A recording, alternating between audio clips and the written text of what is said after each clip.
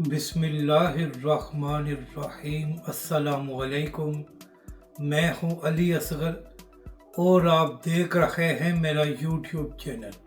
TikToker सना यूसुफ, जिनको चंद दिन पहले कत्ल कर दिया गया था और फिर चंद घंटों बाद उनके कातिल को भी गिरफ्तार कर लिया गया था, तो जैसे ही उनके कातिल को गिरफ्तार किया गया तो उसके बाद दो नाम नहाद सहाफ़ियों ने सोशल मीडिया पर यह प्रोपगंडा किया कि सना यूसुफ के कातिल का तहरीक लब्बैक से ताल्लुक़ है या फिर वो तहरीक लब्बैक पाकिस्तान का कारकुन है।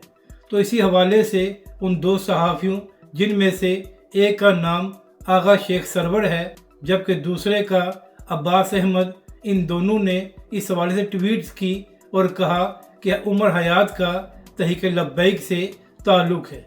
इसके बाद तहरीक लब्बैक के कारकुनों ने इनको जवाब दिया और बताया कि आपकी जानब से जो कुछ कहा गया है ये सरासर झूठ है और इसका तहरीक लब्बैक से ताल्लुक़ नहीं है।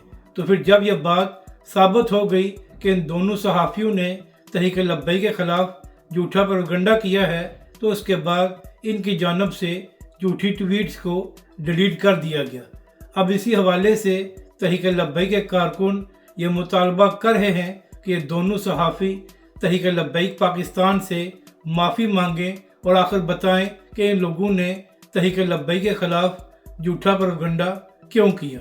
नाज़रीन इकराम, क्या यह सहाफ़त है कि आप मुँह उठाकर किसी के बारे में बात कर दें और फिर जब माफ़ी का मुतालबा किया जाए तो उसके बाद आप लोगों की सहाफ़त आगे आ जाती है।